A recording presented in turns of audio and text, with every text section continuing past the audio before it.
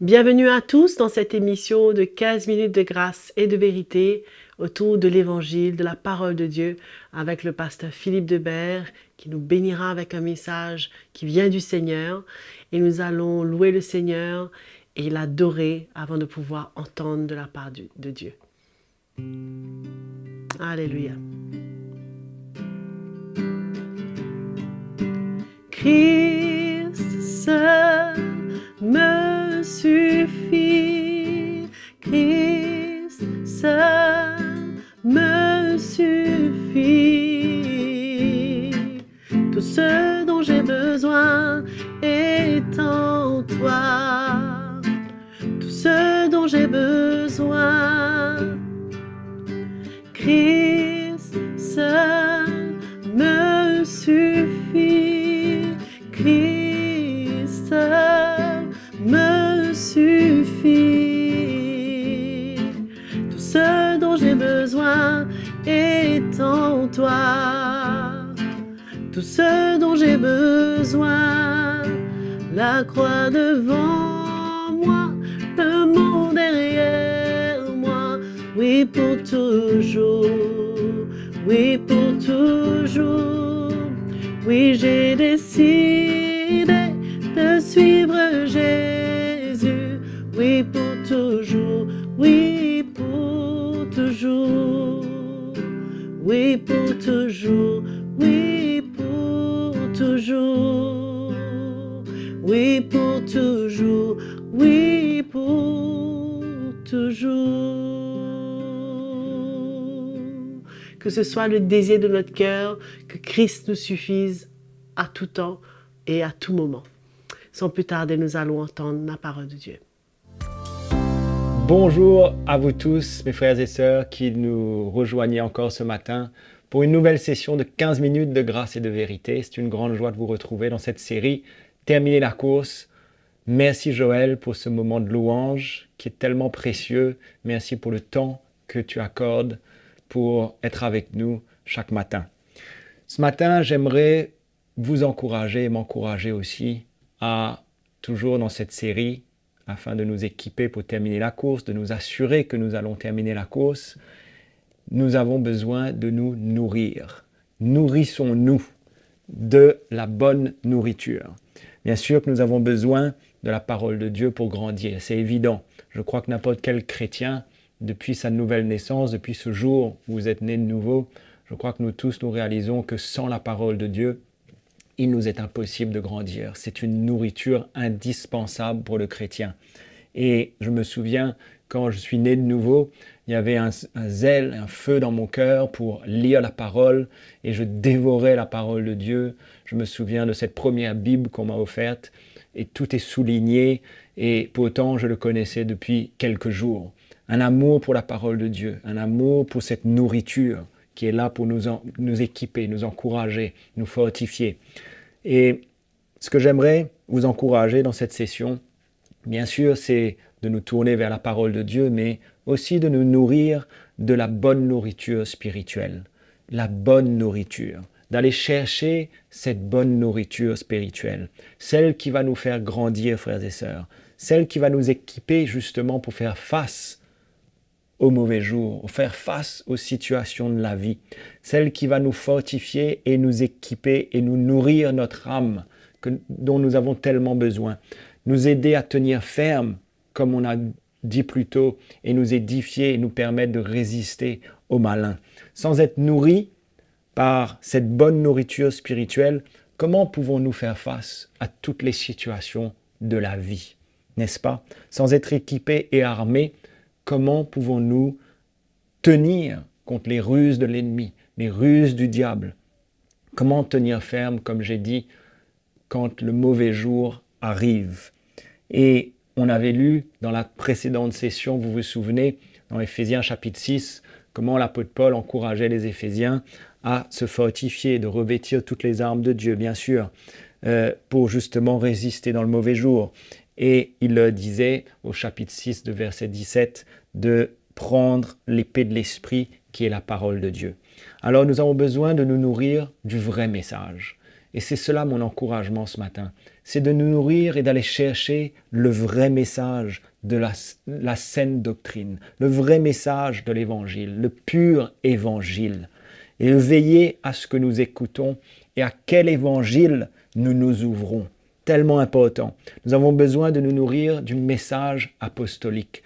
Ce message qui était prêché par les premiers apôtres, l'apôtre Paul, Jacques, Pierre, Jean, tous ces premiers apôtres, et ce message que le Seigneur a ramené au milieu de nous, ce message de Jésus-Christ, a ramené au milieu de nous, au milieu de l'Église, à travers l'onction apostolique et les autres ministères qui travaillent ensemble afin de nous emmener à nous édifier comme une maison solide, comme sur un solide fondement. Et c'est ce message que nous avons besoin, non seulement d'écouter, mais d'accueillir dans notre cœur. C'est le message de Christ et Christ crucifié. C'est le message de la croix de Jésus-Christ. Voilà ce dont avec lequel nous avons besoin de nous nourrir. Tellement important. Dans 1 Corinthiens chapitre 1 verset 21, il nous dit « Car puisque le monde avec sa sagesse n'a pas connu Dieu dans la sagesse de Dieu, il a plu à Dieu de sauver les croyants par la folie de la prédication. » La prédication de la croix est une folie pour beaucoup. Mais il nous dit au verset 23, « Nous prêchons Christ crucifié. » Scandale pour les Juifs, folie pour les païens, mais puissance de Dieu et sagesse de Dieu pour ceux qui sont appelés. Ça, c'est nous. Puissance de Dieu et sagesse de Dieu. Et il continue dans 1 Corinthiens chapitre 2 verset 1. Il dit « Je n'ai pas eu la pensée de savoir parmi vous autre chose que Jésus-Christ et Jésus-Christ crucifié. » Voilà ce qu'il voulait. C'était de leur emmener le message de la croix, de leur emmener Jésus, non pas juste Jésus-Christ, mais lui crucifié, la mort de Jésus à la croix. Voilà, c'était ça son message. La mort de Jésus afin que nous, en tant que chrétiens, nous puissions nous aussi nous identifier à cette croix et suivre le Seigneur. Et il ne reposait pas juste sur un beau langage, sur sa propre sagesse, sur sa propre capacité. Au contraire, il le dit au chapitre 2, au verset 3 de 1 Corinthiens, il dit « J'étais auprès de vous dans un état de faiblesse, de crainte, de grand tremblement. Ma parole, ma prédication ne reposait pas sur les discours persuasifs de la sagesse, mais sur une démonstration d'esprit et de puissance.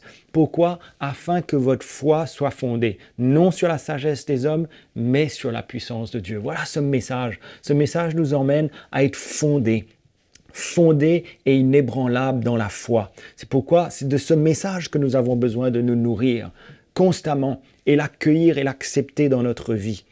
Il nous dit au chapitre 2, au verset 13, il nous dit « Nous en parlons non pas avec des discours qu'enseigne la sagesse humaine, mais avec ceux qu'enseigne l'esprit, employant un langage spirituel pour les choses spirituelles. » Et puis après, il va mentionner au chapitre 3, au verset 6, comment lui, il a planté, Apollos a arrosé, mais c'est Dieu qui fait croître.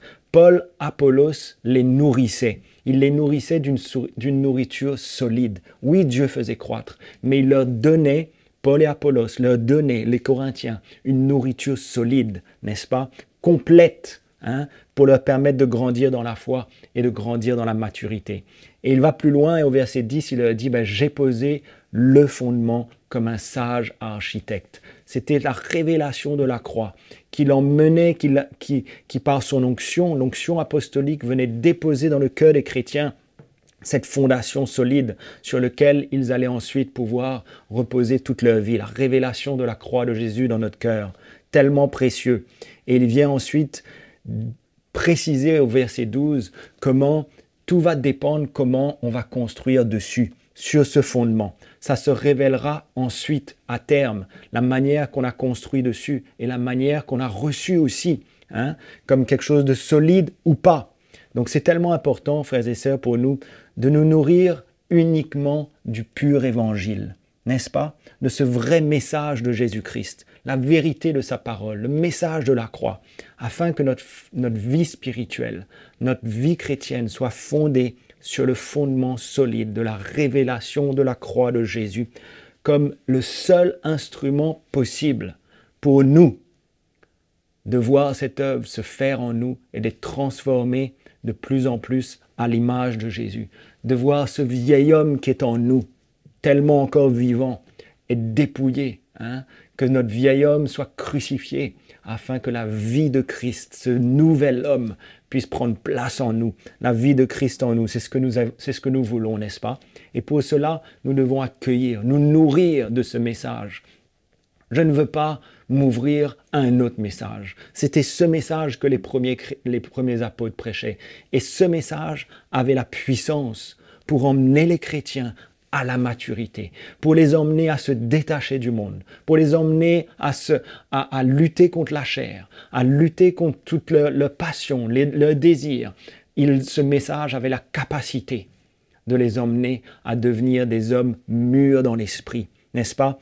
Pierre leur disait aussi dans 1 Pierre chapitre 2 verset 2, il leur dit « Désirez comme des enfants nouveau-nés le lait spirituel et pur afin que par lui vous croissiez pour le salut. » Désirez ce lait, désirez cet évangile. Ne vous ouvrez pas à un autre évangile. Nous savons que déjà dans ces temps-là, il y avait beaucoup d'autres évangiles. Il y avait beaucoup d'autres séductions qui venaient. Des hommes qui avaient d'autres intentions concernant le peuple de Dieu, qui voulaient les éloigner de ces apôtres pour les gagner à eux. Mais l'apôtre Paul les protégeait, l'apôtre Paul les avertissait constamment. Et quand l'évangile nous est prêché dans toute cette révélation, conformément avec la parole de Dieu et en ligne avec la vérité de sa parole, et qu'on la reçoit dans notre cœur, c'est alors que l'évangile agit puissamment en nous et qu'il peut avoir tout son effet, toute sa puissance. Nous le recevons pas juste comme un bon message. Nous ne voulons pas juste recevoir un bon message. Non, nous voulons que la parole de Dieu, prêchée dans toute sa révélation, ce message de la croix de Jésus, nous ouvrons notre cœur afin qu'il accomplisse en nous tout ce que Dieu a besoin d'accomplir en nous. Dans 1 Thessaloniciens chapitre 2 verset 13, pour terminer, il dit « C'est pourquoi nous rendons continuellement grâce à Dieu de ce qu'en recevant la parole de Dieu. » Voyez comment les Thessaloniciens avaient reçu la parole de Paul. Non pas juste comme une parole venant de Paul. Non, comme nous vous avons fait entendre, vous l'avez reçue. Non comme la parole des hommes, mais ainsi qu'elle est véritablement, comme la parole de Dieu qui agit en vous qui croyez. Il l'avait reçue non comme la parole d'un homme, mais comme la parole de Dieu. Et c'est pourquoi elle a été agissante dans leur vie. C'est pourquoi cette parole a produit dans la vie des Thessaloniciens tellement de fruits. Et certainement les a emmenés à être des modèles pour beaucoup d'autres églises. Et elle a été agissante dans leur vie. C'est pourquoi, frères et sœurs, encore une fois, je veux vous encourager à vous nourrir du bon évangile, de ce message, et de toujours l'accueillir dans votre cœur, de continuer à l'écouter, de continuer à le rechercher, de continuer à le partager. Il est tellement riche. Ce message de la croix, c'est le seul message capable d'emmener un chrétien à devenir un homme, une femme spirituelle, un homme et une femme, un chrétien établi sur une fondation solide, représentant Jésus, rempli de la vie de Jésus. J'espère que ces paroles vous encouragent à vous approcher du Seigneur, à rechercher davantage que cette parole vous nourrisse comme elle peut le faire si puissamment. J'espère que ces paroles vous ont encouragé et on se retrouve dans notre prochaine session. Nous espérons que vous avez été bénis par ce message avec le pasteur Philippe Debert dans cette émission de 15 minutes de grâce et de vérité. Et nous vous encourageons à vous abonner à notre chaîne YouTube CTMI, à liker, partager ces liens. Et si vous avez des questions, vous avez des commentaires ou un témoignage, envoyez-les sur l'adresse qui est affichée à l'écran comme d'habitude. Et nous nous disons à très bientôt.